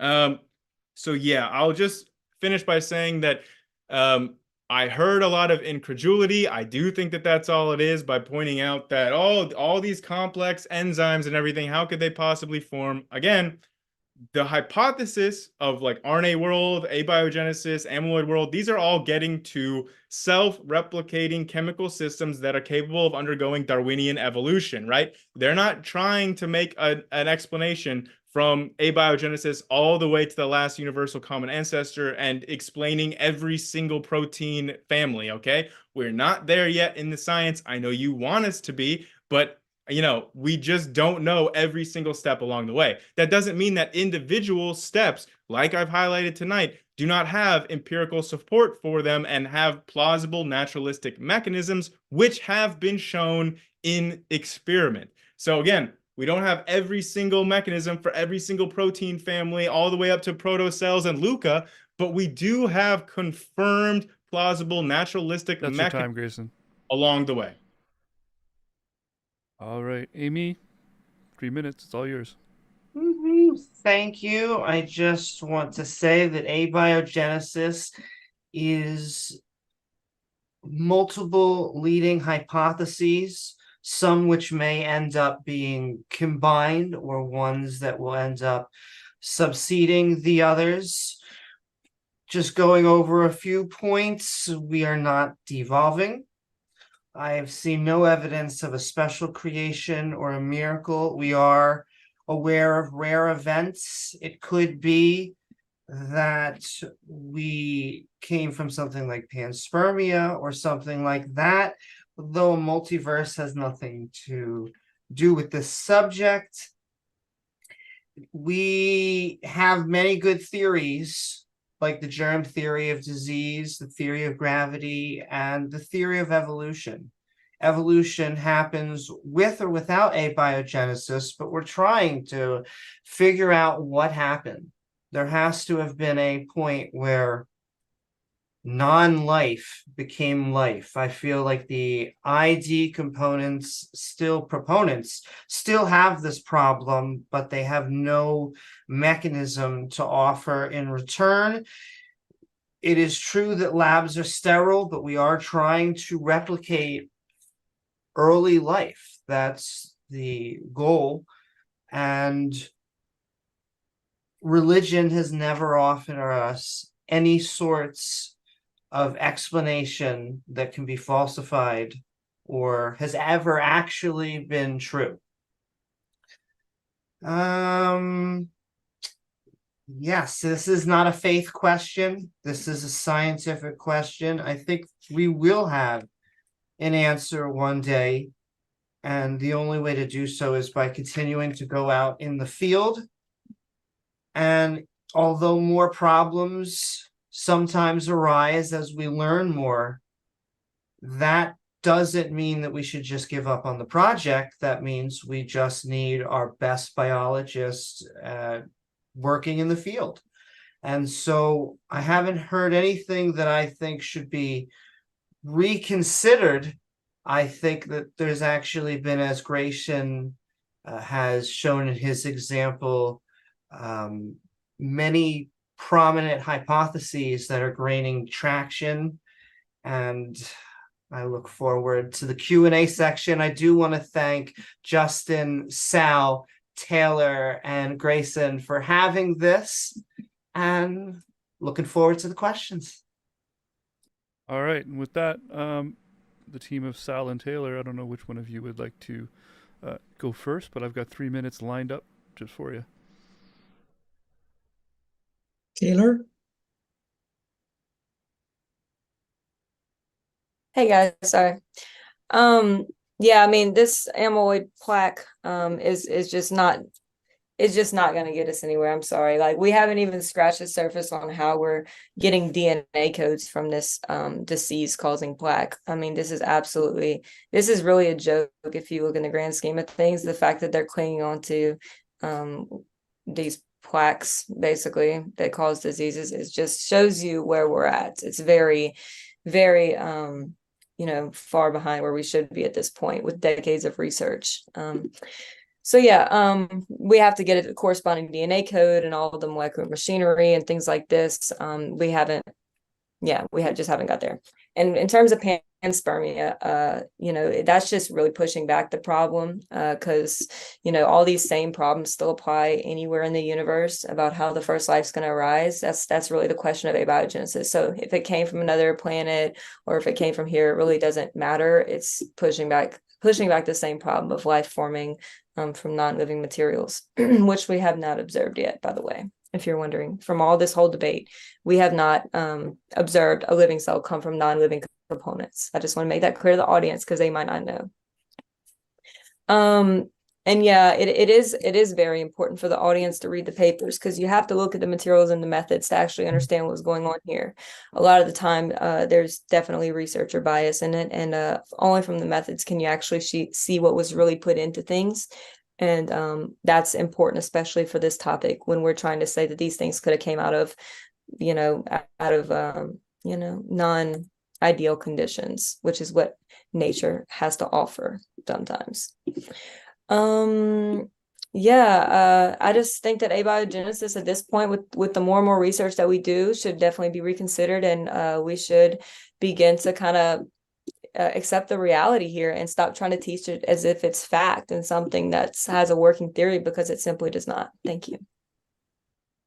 All right. We have a little bit of extra time left. Yeah, 3 minutes is all yours, my friend. This whole nonsense about amyloids, again, this is straining at gnats. I mean, as Taylor pointed out, these things proliferate. Yes, they create disease. It's exactly the problem. And the thing about proteins, you don't want to make too much or too little, because that's just going to bunk everything up. So this thing that it's self-proliferating and you're having all this reproductive efficiency, that leads to nowhere. If you overexpress too many, one kind of protein and it just proliferates in the cell, it's going to ruin it. This is nonsense that it's going to point to anything. So let's even grant all this amyloid stuff. It's not going to make anything near a cell. And the way you described it with its fitness competition, it's just going to be like what happens sadly in all these amyloid diseases like Alzheimer's. It's just going to proliferate and destroy things. This is a dead end. But we haven't even touched on the nucleotide problems. There's so many things. The transmembrane issues are going to be gigantic. None of this is going to solve the emergence of transmembrane proteins or any of the things involved in translation and transcription. And that's not going to solve the origin of RNA and DNA and its sequencing. This is straining at gnats, letting camels and elephants through, and it's not argument by incredulity. It's argument by contradiction, contradicted by what we know about science. Thank you. All right. Well, that was a fantastic show, guys. Thank you so much for coming out. Before we get into the Q&A, just want to remind everybody to hit that like and subscribe button. We are coming to the end of 2023, which will be a year in the record books for Modern Day Debate. 166,000 subscribers. Absolutely fantastic. And it's all because of you guys for watching and supporting the channel. And with that, after the Q&A section, there is an unofficial after show on Matters Now. So anyone who wants to come and have a discussion and dissect our debaters' performance tonight, feel free to come on over there. And of course, the debaters, all four of you, are welcome to join as well. And with that, we'll get into our super chats. Sorry, as I said that, a super chat just came in. I just want to make sure I log that one here. And so can we let people know where to find us, by the way? After the Q&A, before we wave goodbye, and we'll definitely do that. And there we go. Our first question from Bitter Truth 499. Can you please confirm Jesus born by a virgin? And yes. And if yes, was that asexual reproduction behind that? I guess that's from the Christians. I assume, yeah. I don't think I can do that experimentally. No one will. Maybe one day you'll find out in the final day. Yeah. Thank you, by the way, for your super chat. Cool. I was just gonna say back to that question. So if God can create DNA, then why couldn't he create an already living person? And asexual reproduction is from an already living organism basically being able to reproduce, but Mary did not replicate herself, so that would not be asexual reproduction. Yeah, that's about it. All right. Our next question from Bitter Truth again, 499. Creationists kindly help if science is hypothesis that mighty will that prove you God who created planet then created light after a few days incorrect. Yeah, that was a really tough question to read. If you guys can see it there, maybe you can dissect what they're asking. I don't know. Go ahead. I'm sorry, but thank you for the super chat. It's very kind of you, and Merry Christmas. And I apologize if I'm not answering the question directly. There are many things that we cannot absolutely prove, and we can just kind of suggest things. I mean, if you don't find our arguments credible, I respect that. I just think when we look at the universe, it looks like it's designed. I mean, even the atheist Fred Hoyle said that. So whether we can prove it happened recently, that's going to be a very big topic. I am a young Earth creationist, but I'm the first to say I don't think we have yet a good scientific case, and I'm happy to leave it at that. I'm glad you're interested whether we can and how far we can move it forward. But that's kind of where it is. But I would say I think our hypothesis is certainly better than evolutionary theory. Thank you. I appreciate you attempting to answer that, Sal. Thank you. And our next question, Bitter Truth, 499, our big supporter of the night. Creationists, abiogenesis, if wrong, will this prove you false God whose claims are false? Prove what? So I believe that they're saying is abiogenesis, if it's wrong, will this prove... I think they're asking, does that mean God is false? If abiogenesis is proven true, is what I'm guessing. Does this prove God is false? I don't think we can prove God is false, but yeah, absolutely not. Absolutely not. And, there are things we're never going to be able to prove. We just move forward with what we think is the better choice. I mean, this is so consistent with everything in life. We don't have all the answers, but we still make decisions. We sign contracts. We make job decisions with incomplete information. There's no need to have absolute proof to be able to decide how you're going to live your life or what you're going to believe. So if abiogenesis shows to happen naturally, I probably wouldn't be a creationist anymore. And I'd probably be an agnostic or an atheist if someone's able to show it. So yeah, my faith could be falsified if someone succeeds in this. Sal, can I ask you? Let's let Taylor just say, and then I'll let you ask a question, Grayson. Yeah, and there's many, medical miracles that have been documented and many other things to show that, there's something supernatural out there. This is kind of getting a little bit more acceptance in the scientific community, the fact that there's other dimensions that, we can't see, and that there may be things there that we cannot see. But yeah, so I think the bigger question here, though, is why is there something versus nothing? That's a really big question. Like, why doesn't just nothing exist? So the fact that there is something versus nothing suggests that there's always been something there. And, that something must have a will and have quite a lot of intelligence to create this amazing universe. But yeah, that's my answer. Thank you. Okay. Go ahead, Grayson. Yeah, well, I would just say that nothing cannot exist. It's impossible. If something exists, it's not nothing. So it's a category error. But Sal, what I was going to ask you was, you made a really interesting comment about if abiogenesis is shown to have a natural mechanism, then that would test your faith.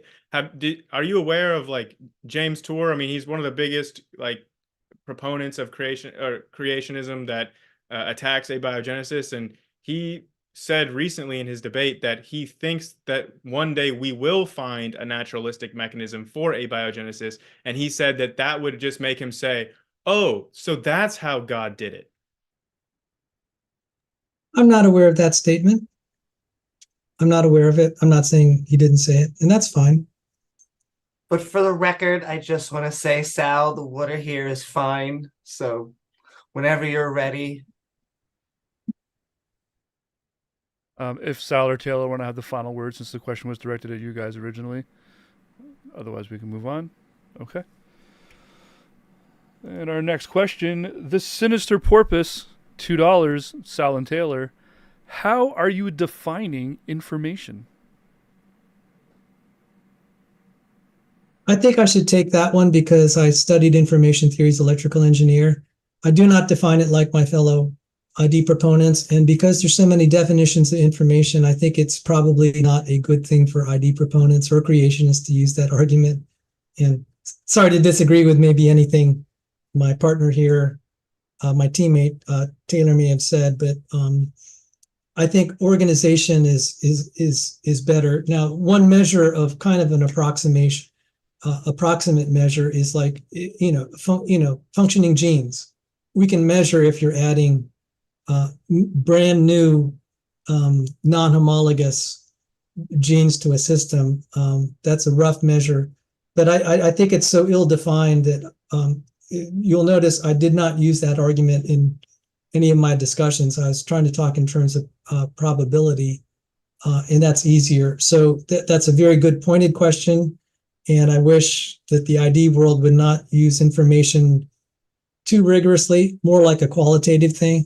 So I like the idea of recipe better, recipe or set of instructions, because information theory in thermodynamics is quite the opposite of the way the ID proponents use it, and it's going to cause just a mess. I'm in the midst of writing a paper on that, and so it is a good question, and I think actually ID proponents and creationists should just leave it alone because of questions like yours. It's gonna highlight problems in our own language usage. You have anything to add, Taylor? So it is kind of abstract, like what information means. It could be defined as processed, stored, or transmitted data. That's one definition. But yeah, thank you. All right. Next question from Megan Marie, $4.99. Enjoying the debate and learning a lot. Grayson and Amy are killing it. Happy holidays, everyone. So a little support there for Grayson and Amy. Thank you so much. And our next question is for Taylor. B.S. Lewis, $2. Taylor, if Allah designed, would you worship him? That's exactly how yeah, the it question depends was on. asked. Yeah, it depends on, what do you mean by Allah? Do you mean Allah as the creator or Allah as the moon god? Which it was in ancient times. But anyway, yeah. Well, Yahweh was a Canaanite storm god, so. No, he's not. That's a poor translation of Yahweh. Just because they have similar letters does not actually mean it's the same exact word. Thank But you. it's totally different than what you just did with the It Islamic is. god. Okay. No, it was actually named Allah. The storm's god was not named Yahweh, but it was a similar spelling. Thanks. All right. We got a couple of other super chats that came in during Q&A, so I didn't have time to add them to the screen. The next super chat from Dr. Dino with a K. $5. Paleontologists checking in. Evolution happens, and as we look further back in time, life only gets simpler. Enjoy the tiny gap you've crammed God into.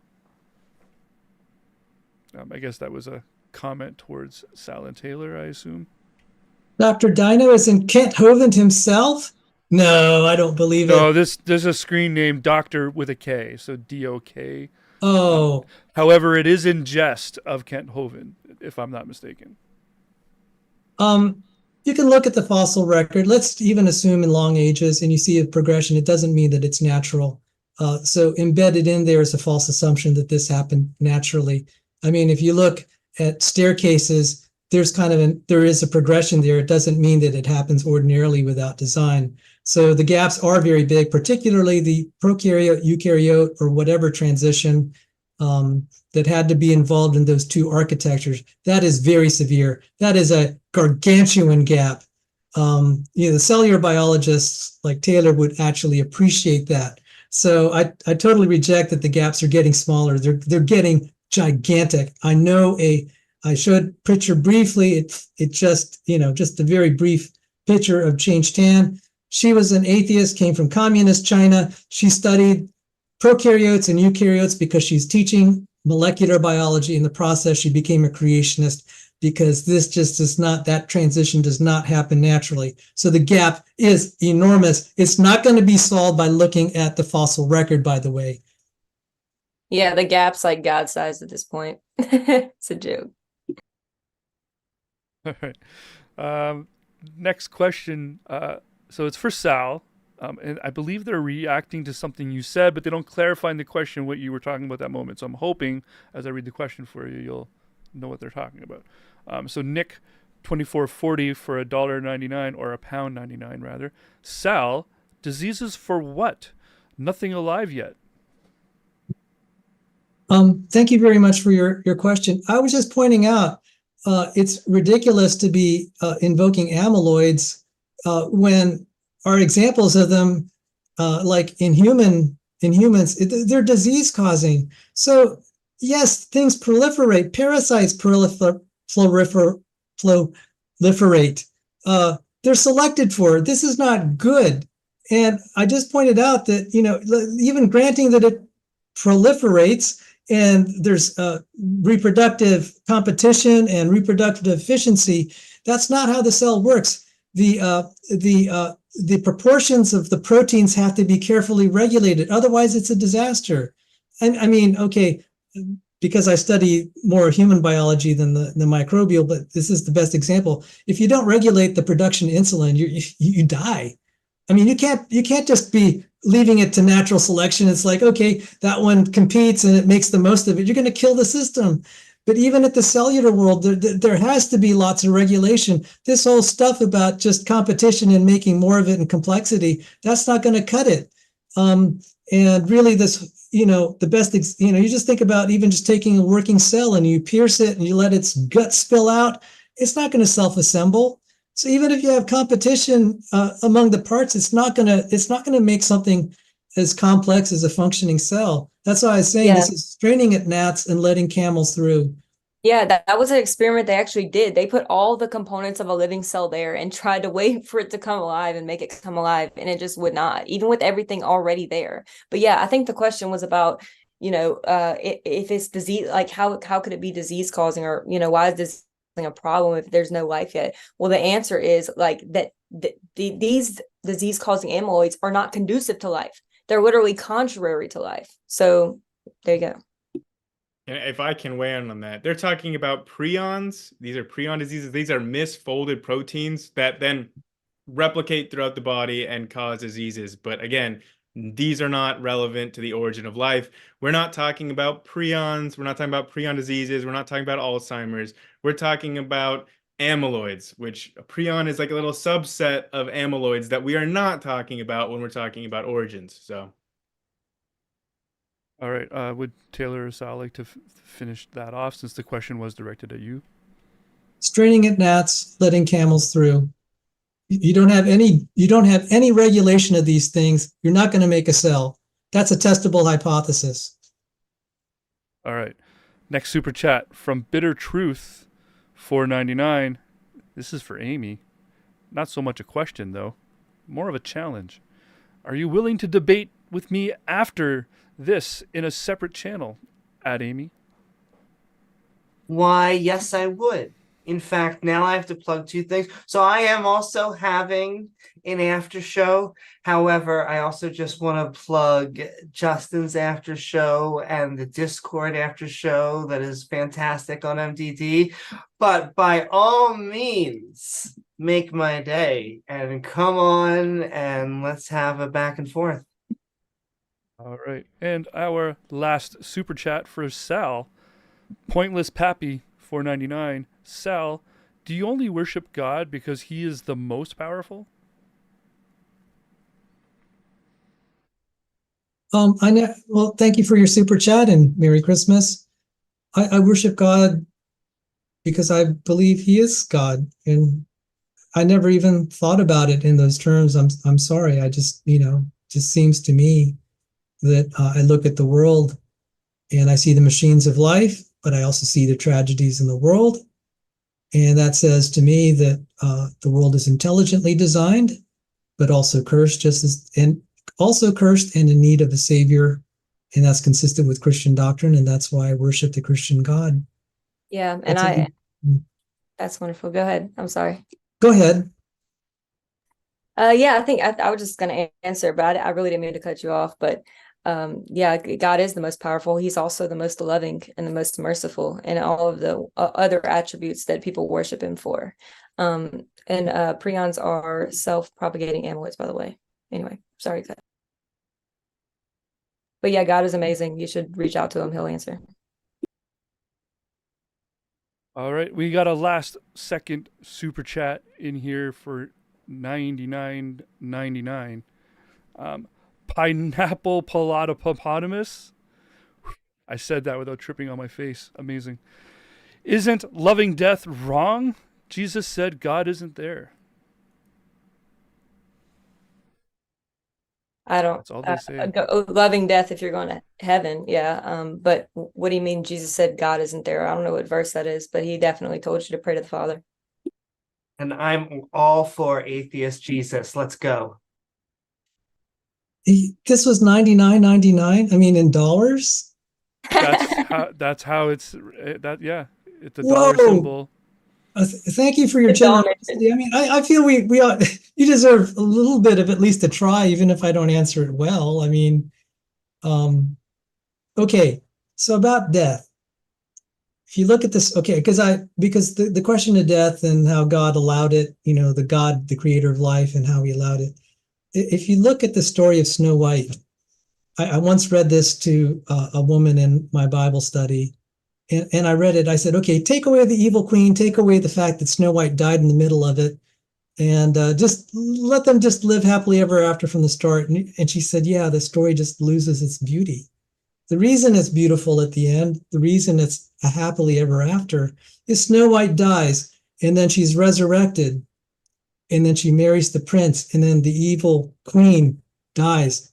That's why this is a strange property that even the poets see and the novelists. It's like, tragedy actually just makes happy endings happier.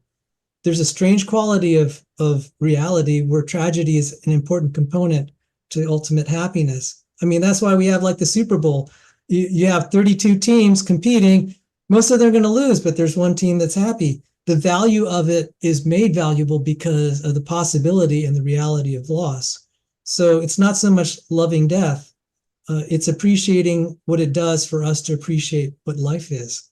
So I figured you deserve as good an answer as I could give, given your generosity. So thank you. Can I also just bounce off that? And I don't even know if I'm disagreeing. All just adding on that they teach in marketing and often in story creation with like script writing and game creation. That you need conflict, and that conflict makes stories interesting. And it used to be they had divided out where tragedy would be something serious, the dramas, and then we had our comedies, and now we have sometimes a mix of the two. But my main thesis is just to say conflict always makes stories more interesting. It would seem that our audience just doesn't want you guys to go at all. So, as Amy speaks, Ishmael sends $5 to say science can't prove a lot of things, most namely knowledge, reason, and logic. Well, that's true that science can't prove a lot of things, and science, the etymology of the word does mean a body of knowledge, but science has become a process. Science nowadays gives us the best tool that we have from discerning fact from fiction. And if there's a better one out there, I would love to use it. But as far as I'm concerned, I'm in with science. Yeah, science doesn't prove anything. It works via induction, not deduction. So it doesn't prove anything like math or logic does. It just falsifies certain hypotheses and reifies others, and like reifies theories, gives evidentiary support. It never 100% proves anything at all. So All right. So with that, thank you very much to all of our debaters, Sal, Taylor, Grayson, Amy, for coming out and discussing this with us. It was a great time. For those of you still in the audience, thank you so much for coming, hanging out with us tonight. Look, I don't know if this is the last debate of 2023. The only way you're going to know for sure is if you hit that subscribe button right now to keep track of when the next debate comes. Who knows what will happen between now and the final day of the year. And I want all of you to stay safe this holiday season. And with that, I should have talked quicker. Bitter Truth, $4.99. I was challenging creationists at Amy's channel, dude. So that was just, I guess, confirming Ooh. the. I'm sorry. The mic has been dropped. The glove has come off. That's right, creationists. Come and prove Abiogenesis wrong. And with that, Amy, where can they find you? Well, they can find me and my co-host James W. and anyone atheist, theist, liberal, or conservative can find us at youtube.com/Amy Newman.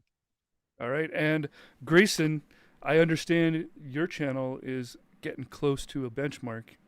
Yeah, that's true. I'm only 8 subscribers away from hitting 1,000 subs. So if you're feeling a little bit of that Christmas spirit, and you liked what you saw tonight, you want to see my other debates on other pseudoscience and not just intelligent design, then check out that channel. I've got a ton of debates, ton of content on there, and you can also challenge me to a debate on there as well. That's based theory, based as in the opposite of cringe theory like intelligent design. Ouch. Taylor, where can anyone find you any given day on the internet? I guess on Twitter. But it's probably not as cringe as Grayson's YouTube. I consider that fair game. Sal, before I let you plug any information you'd like to share with our audience, Pointless Pappy sends another $4.99 directed at you. Says, Sal, do you feel that we are perhaps straining at gnats? Jokes aside, seeing poetry and suffering is not an excuse for allowing suffering to happen. Well, Pointless Pappy, was it? Yeah. Well, thank you again, and Merry Christmas. It says in the Bible, for this momentary light affliction is building for us an eternal weight of glory. This momentary light affliction, in the scheme of things, the pain that we feel today just seems enormous because it's all that we know. But I have faith that, whatever heaven has to offer, how good would it have to be so that all the pain we see, all the suffering would seem like it is light after all. So that question has come up because, college kids have come up to me with just horrible tragedies in their life, just horrible things that have happened to them. And I don't mean to make light other afflictions, but for someone that knows Jesus Christ, whose life we celebrate in Christmas, there is the belief that relative to heaven, it will look like nothing. And that's about the only comfort I could give to someone, because what's the alternative? One reason that I pursued Christianity was I said, look, guys, I like the skepticism of atheism, but you have no answers for how to deal with pain and why we should hope. But if Christ is real, if abiogenesis happened by a miracle, if life came by a miracle, and there is intelligent design, there's a glimmer of hope. And so I hold on to that. So I don't look at this as, just like pointless suffering. It does have meaning. In Christian doctrine, the things we suffer have meaning toward our eternal destiny. And, the best I could give is the sports analogy. You look at these teams that have suffered, but, when they finally end up victorious, all that suffering finally has meaning because of the final victory. And that's why I hold on to it. If the atheist had a better answer, I probably would be in their camp. That one, I don't think the evidence shows that there's no God, and you know, I just don't find in atheism that there's any hope, any reason for living. I mean, I've had atheists come up to me and said, "Why should I live the next day?" And it's like, well, I can't give you a reason if you're an atheist. All I, right. if I could just make a comment off that, Sure. Yep. I find that one of the hardest things to replace in religion is community, is ways of dealing with grief. And so I think that what we have to do is come together as just human beings. We have to be there for each other and develop, I would say, healthy ways of dealing with loss. It's one of the hardest subjects I think we go through as humans.